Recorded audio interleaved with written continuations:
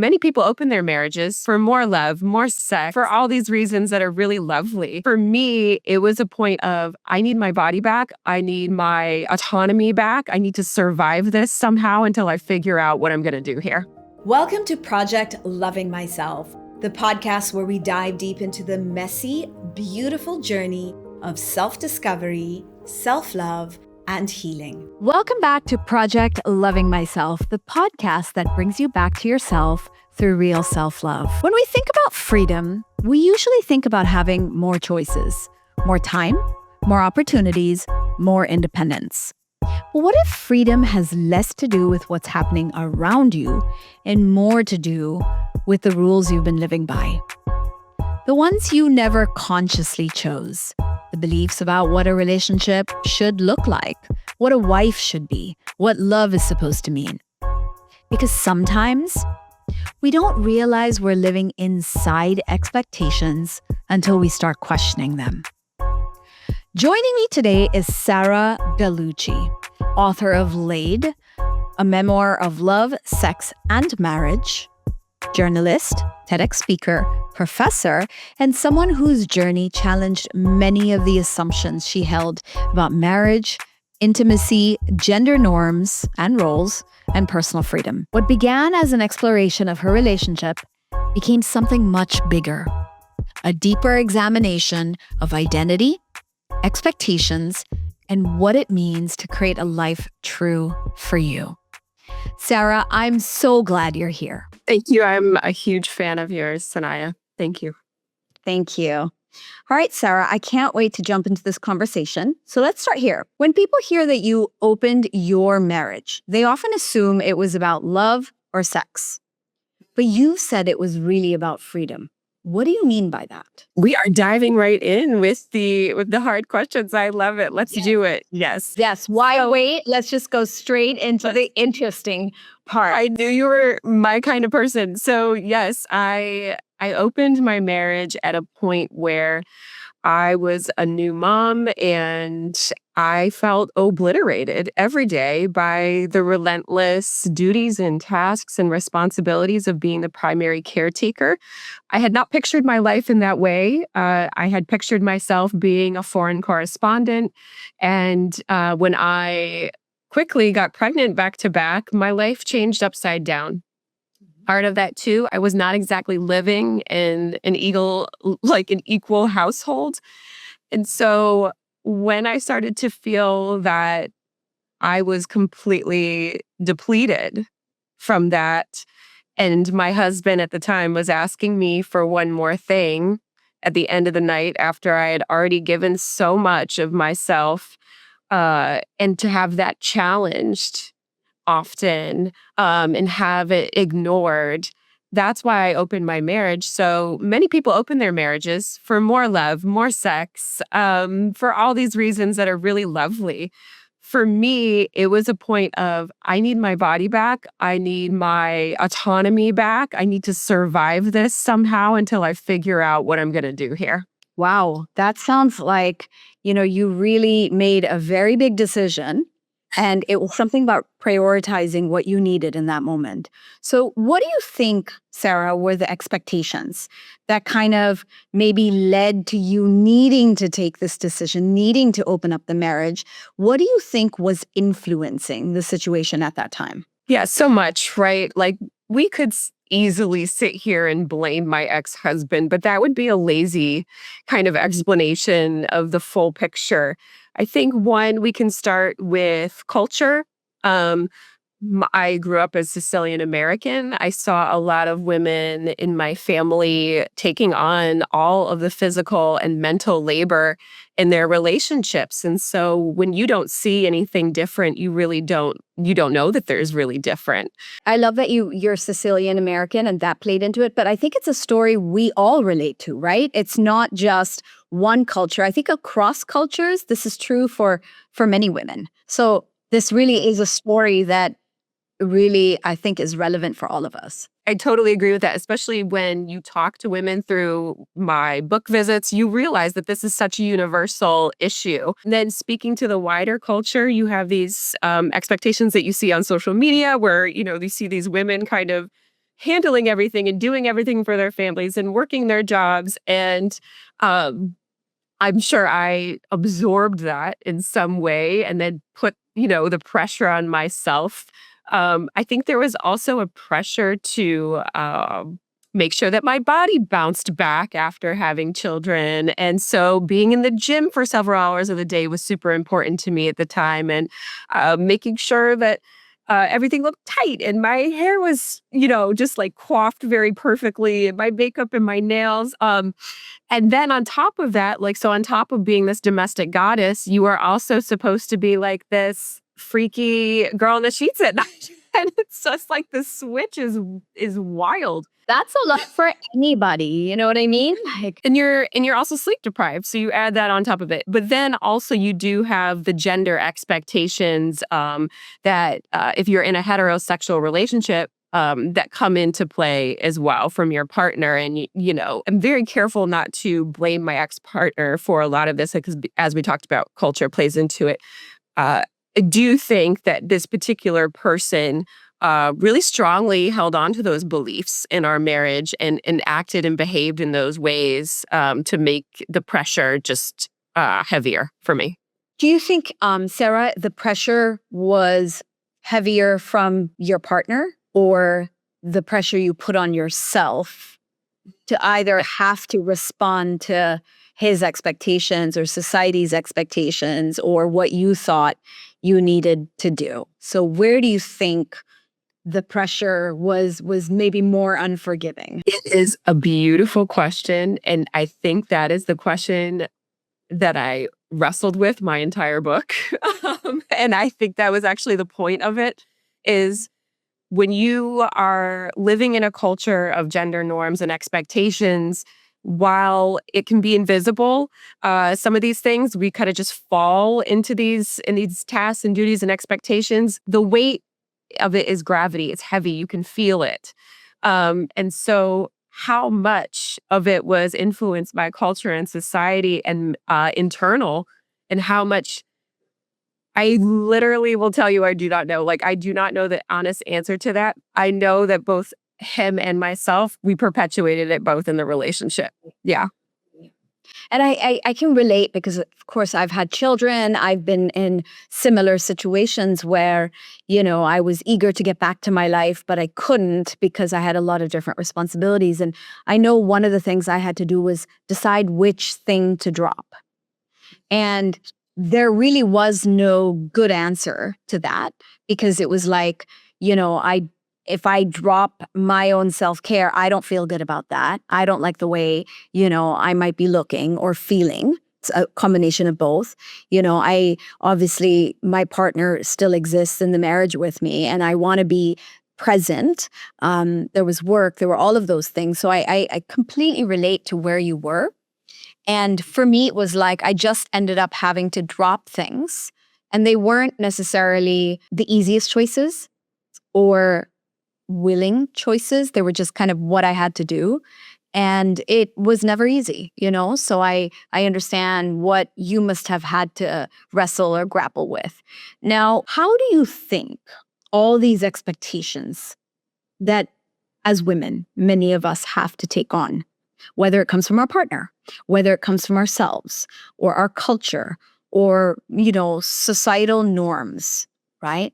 How do you think they influence our behavior, our relationship with our partner, and also the relationship with ourselves? Like what have you seen and probably written about as well? It's heartbreaking to me in many ways when we see people slip into gender norms because we see it destroys and erodes mental health immediately. It also erodes physical health. And then the symptom of all of that is the destruction of marriages and relationships. I will come into this any day of the week and say, I never wanted that. I never wanted a divorce. I never went into it thinking that this is a man that I loved from a very young age that I really thought I was going to spend the rest of my life with. And so I think it's like It's just heartbreaking. It's tragic, honestly, because it ends up kind of like killing you when you realize if you're going to keep doing these expectations, you're going to get sick, like you're going to feel chronically ill, or you're going to feel chronically, depressed or whatever, or anxiety. It's really tragic. Take me back to your story, Sarah. You had all of this going on. Okay. So what happened next? When I opened the marriage, you're Mhm. asking? How did Okay. Yeah, how did you get to that decision? And then what happened from there? Yeah, as we talked about, you dropped some things, right? That was the first to go.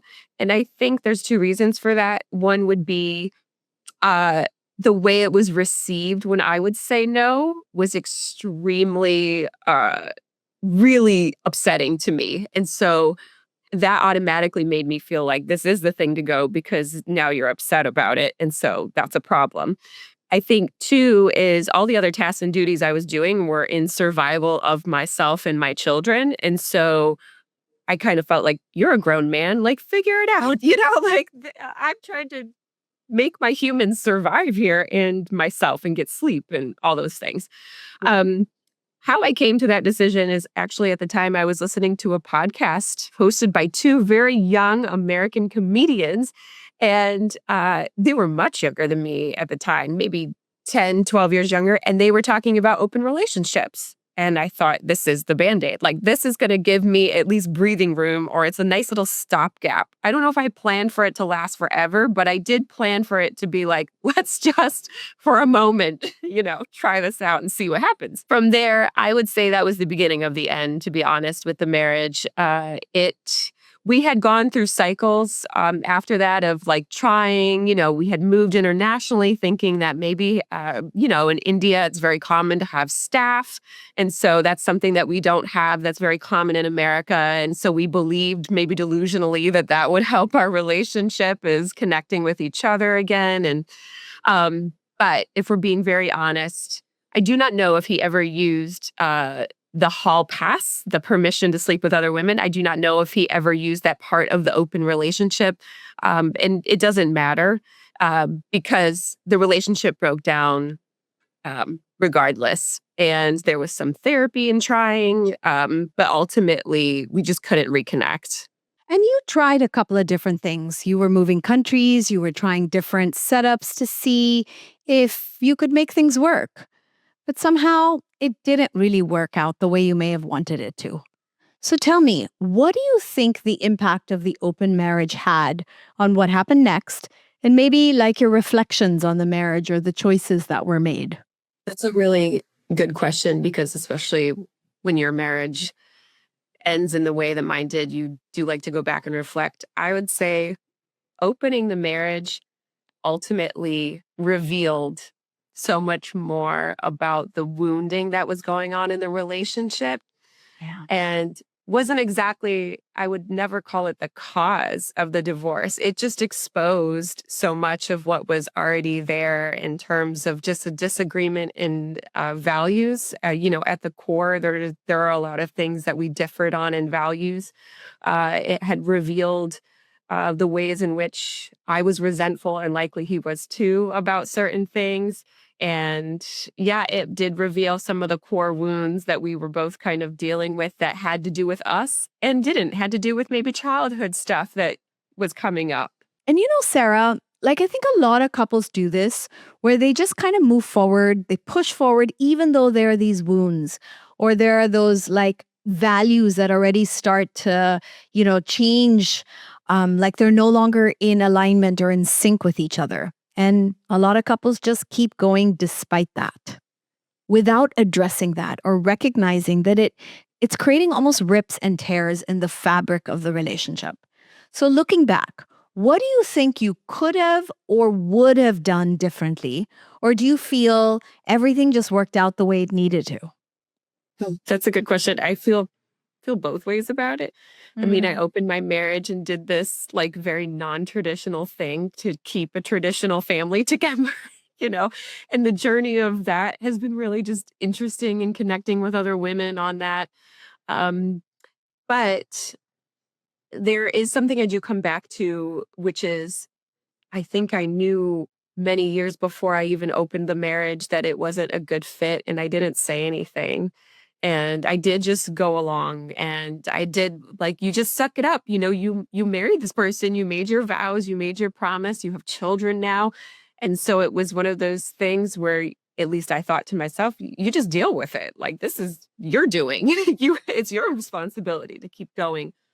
I think I would have spoken up a lot earlier about what was distressing me rather than keeping it inside, because no matter what, even if I spoke my truth to my ex, it would have either exposed the behavior that I was about to see later faster. And so I could have gotten out faster, perhaps, or it would have given him more opportunity earlier on to start working with me so that we could evolve together and grow together and have regular check-ins about the relationship. So if anything, I regret not speaking up faster. And I think, that would have been a win either way, right? If you had had those hard conversations, because either it would have exposed the crack sooner, which would have saved you a lot of heartache, heartbreak, and stress, or you both find that you want to make this work and start the work earlier. I think that is so important because most people avoid these conversations. They don't talk about it. Most people are like, if we don't talk about it, that means it's not a problem. It doesn't exist. We just keep avoiding it and we keep moving on and just kind of put it under the rug. But then it always comes back up, right? The dust eventually finds its way and gets everyone kind of sneezing. So I love that that was such a big lesson. And I guess it's something you take forward with you. Now I'm curious, Sarah, was there a moment in your journey where you kind of you recognize that you've been living according to the expectations, according to what you think a good marriage is or what you should have done. And you're like, wait, I don't want to do this anymore. Was there a specific moment or incident that changed course for you? I would say it was a culmination of little moments and then a larger moment. I will just never forget being in New Delhi, India. We're in our beautiful flat and it's hot and I am drinking alcohol excessively at that point. And I have this fight with my ex-husband over something that wasn't actually severe or intense, but it was intensified because I was drinking so much and I was not clear-headed and I was being dramatic and just all the things that alcohol can do to a person when it's in heavy amounts. And it got to the point where I am like crying on a shower floor, like you see in the movies, on the cold marble floor as the water's like running down on me. And I have this moment of, you're going to kill yourself I don't mean that in it was dramatic though for me. Like, you are going to get yourself super sick in this marriage if you keep continuing this way. You are going to, just possibly die in all of the ways. And I didn't know what that meant at the time, but I just felt it in my core that I needed at that point, we really need to go on the freedom route, the escape route, because also my children were being affected by that. They were seeing a mother drinking excessively. They were seeing a mother whose moods were not regulated. And then seeing a relationship that looked terrible. And I think that's also so key for us to recognize that when we start acting out or when we start doing things that are self-destructive, right? We need to look at why are we doing it and what we're suppressing or what we're not listening to, right? Like what we're not hearing our body trying to tell us. Now, a lot of women, especially high-achieving women, which I consider you as someone who is a successful woman, a high achiever, obviously successful in almost every area of life. But the marriage or love was something that was a little harder for you to kind of express yourself and talk about, to talk about what was wrong, what you were feeling. So why do you think that is, Sarah? Because you're not the only one. I find most women who are really successful in life, in every area, but they struggle with this one aspect, love, relationships. So what's going on? It's so bizarre. It's so bizarre, right? But it's like always the case. So in your perspective, what's going on, Sarah? Why is it this way? I think many of us high achieving women were taught in order to get to the top of whatever success it was to just go along with whatever and put your feelings aside for the winning, for the success of whatever the endeavor is, whether it's career or love or, whatever. And so I think that would, at least that's for me, is that, I'm going to win it all costs. I'm going to make this appear as successful as possible. I'm going to stay in this until it literally kills me to be successful. And that's what I did. Yeah. And I see it all the time. I have high achieving women all around me, present company included. Absolutely. I'm totally raising my hand to that. And we all say, we do when we sit around and we vent with each other. We're like, what are we doing? Like, what, Yeah. it's even, foreign to us. But I think what you're saying is so true, right, Sarah? Women have been the underdog for so long, whether it's in the workplace, right? Or in terms of roles and responsibilities, in pay. It's the whole gender gap. In the home, we tend to take on more of the responsibility. We have all those unrealistic expectations about being a good mother, a good wife, a good woman, someone who's totally put together, with a perfect body after being pregnant for like 9 months, right? Just being someone who's got their whole life together is what we expect of ourselves. And we think everyone else expects that of us too. And we go to extreme lengths to do it, right? At the cost of our own well-being, our own emotional safety, and our sense of identity, right? And we're so used to sacrificing that for everyone else. It's so normalized. It's so normalized that you don't even notice it happening. Like I said, when I was slipping into all of these gender norms and expectations, I didn't know it was happening. And then you feel it. Then you do feel it. Normalized, absolutely. So what changed for you, Sarah? What was that turning point? I do want to talk about that book you wrote because I feel like I'm sure that was a huge cathartic experience. So tell me, what was that pivot for you, that turning point, and how you got to the book from there? Yeah. So the turning point for me was right after that shower floor incident in New Delhi. I said to myself, I need to start thinking about plan B and what that looks like. Because this looks like this is a sinking ship. And so a relationship sinking ship, I didn't even mean to do that. Anyway, so I started to think about, I need to figure out how to make a living for my children. I was already a journalist, but I was freelance. And so that is not enough to sustain a family of 3. And so I started to get very serious about what am I going to do for money. And so I thought the most natural thing in the world is to go back to the university and get a master's of fine arts. That is where I excel. And I thought for writing, I'll do it for creative nonfiction. And so I got into this beautiful program in the United States. And from there, I thought I'm going to be a professor, and that is what I will use to support me and my children in the aftermath. So I, got in, wrote my entire book while I was in that program. I mean, 2 years of intense writing, you write some things. And so part of it was my book. And when I got to the United States, right after New Delhi, it was because of COVID. I was repatriated back to the United States unexpectedly. And so being in close quarters with my ex made me put the microscope on our relationship even more. And while it looked difficult to leave him while I was in New Delhi with him, it looked very easy here because we were surrounded by family. I was starting to get job prospects.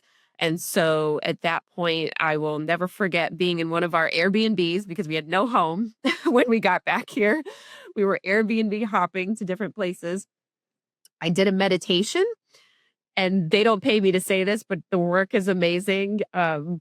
It's called To Be Magnetic. And it's a company that does manifestation work. They do journal prompts. And so I did their free clarity exercise. They still have it up on their website. And it takes you through different periods of your life. And the last one was on my deathbed. And it was saying in the meditation, who are you surrounded by? What are they celebrating you for? And what is your biggest regret? And that immediately was, I'm going to regret staying married to this man. I have this whole other life ahead of me that I'm not living. Like, And so I said, I can't die that way. Like, I need to have real love in my life at some point. And whether that's just me and my children, that would be okay. But I cannot be living under duress anymore because I have this one life. Like, what am I doing? It was that urgent for me. And so that was when I called the lawyers and we started the actual separation and divorce process because I just couldn't imagine another moment living a life that I wasn't free and I didn't have pleasure and joy and peace and happiness. Did you ever regret that decision? Like, was there ever a moment after making the decision where you were like, oh my God, what have I done? Like, was there buyer's remorse or any kinds of thoughts like that? I would say a couple times in the immediate aftermath, I was very much in a healing stage after that. I isolated and I took myself on a little vacation to the Bahamas, and I was sitting on the beach and you're looking out at the beautiful water and then you're seeing families out there and I just cried, honestly. I was so tough during my divorce negotiations. Like, I'm a tough negotiator. I treat it like an Olympic sport. And so it probably came off like I was being difficult and mean, but I was fighting for mine and my children's lives. But when I'm out at the Bahamas and I'm seeing other families, I'm a softie. Like, I'm crying, thinking this could have been us. We could have had a great life, Yeah. So there was that moment, and then there came some moments financially that are just so hard when you are providing for yourself and your own children and a home and all the things that come with that, where you're like, oh my God, it would have been so much easier to just stay in the cocoon of financial security with someone else helping you, navigate it. And, but I will say those ended, within 6 months. I was like, fine, off and running with whatever new creative projects I was doing and self-care in ways I had never taken care of myself before. So I was fine after that. Now, what would you say, Sarah, if you hadn't gotten divorced? If you had stayed in that marriage, what would you have missed out on that you got to do or experience? That almost makes me want to cry. That's a really good question. Even when I thought, like when that question crossed my mind, I'm like, oh my God, that's everything, isn't it? That's the beauty. I'm teary-eyed just thinking about it. I have experienced so many beautiful things, and the ability to do that. I think what rises to the surface for me is like, forget the achievements for a second. Like, the moments in my house that I get to have with my children where the birds are chirping, we're sharing beautiful meals with each other, that I grew the herbs in our garden, and we're laughing and we're talking about our dreams and we're making jokes and like listening to music and dancing in the kitchen. Like, my kids, I know, are so much more regulated now and happy than I remember experiencing and observing them when I was married. And so just the bond that I've been able to have with my children is strengthened more than I could ever imagine. Now, if this conversation is making you realize how little you've been listening to yourself, how little you've been hearing what your inner voice has been saying, then check out my 30-day self-love challenge. It's a simple way of starting to connect with yourself, learning to choose yourself through small daily practices that build self-trust, self-worth, and a deeper connection with who you are. You'll find the link in the show notes or scan the QR code on your screen right now. And back to the conversation. So there's that, and obviously the achievements that come along with it. When you're not feeling like you're taking care of someone who won't take care of themselves in all the ways, you have a lot more free time, even though you're a single mother and very busy. I don't know how to explain it, but I had more time to devote to my creative dreams and my passions. And that has been extremely rewarding, not necessarily for any other reason than I get to connect like this with other women and talk about these kinds of things, and hopefully provide, practical ways to move forward for all of us that help us feel that way, happy and pleasurable and free. And then the last part would be, I'm like totally in love now with someone, and I would have never experienced this level of just care and tenderness in my life had I not. I didn't even know it existed. I'm so glad I asked you this question because I think this is the biggest fear for most people, that it doesn't get any better than where they are. Exponentially better. Right? That's what I see every single time. Because when I work with women who are in this situation, when they're in this place that they don't want to be, they're not happy, there's no joy, but they're so scared of taking any decision because what if there's nothing better than this? What if this is as good as it gets for them? What if, they have no money, they have no way of moving forward? Like there are all these fears and what ifs that can come up when we have to make a big decision. And every time I see people do it, when they cross over to the other side, when they make that really difficult decision, when they choose themselves or they choose their freedom, I see them exponentially happier. I see the success story. But from the other side of it, when you haven't made that decision, it can be like the scariest thing. So, no matter what, it's still hard for us to make the choices that put ourselves first, right? I I knew I wanted to leave my marriage like a decade before I did. So I was Yeah. there for a Yeah. very long time. So tell me, Sarah, what would you say to the woman who's listening, who's trapped between who they are and who they're expected to be, their current space and the possibility of a better future? That person who's kind of trapped in between what is and what could be. What would you say to them? I would say the first thing is just to acknowledge where you are and what you're feeling in your body, most importantly, and listen to it as much as you possibly can. Maybe writing down. Journaling was really effective for me. It's not for everyone, but you can draw it out, acknowledge where you're at. And then sometimes what helps, I would say meditation helped me figure out where I wanted to be because it takes you through imaginings and visions of what your life could be. And so I was very able, to see in a meditation where I was and where I wanted to be and the gap. And it was my responsibility to align myself to the life that I actually envisioned in my meditations. The other way to do it is to surround yourself with people who expand you in the life that you want. And so when I look to role models, or when I still do this, I would flood my social media feed with people that I wanted their lives in many ways. Like my biggest people are like Rihanna, the singer Rihanna. I love Rihanna. I love Beyonce. Like these are women that I really aspire to. So surrounding myself with as many images and stories, that was key to me to expand what was possible for me. What I'm getting from that, Sarah, is it's about like rising to the person you want to be, right? Whether you're surrounding yourself with people who you aspire to be like or who can kind of lift you up, or whether it's kind of envisioning yourself through meditation, visualization, journaling, to that version of yourself that feels like steps ahead, or that version that you would like to be. So I think that is something really, really helpful.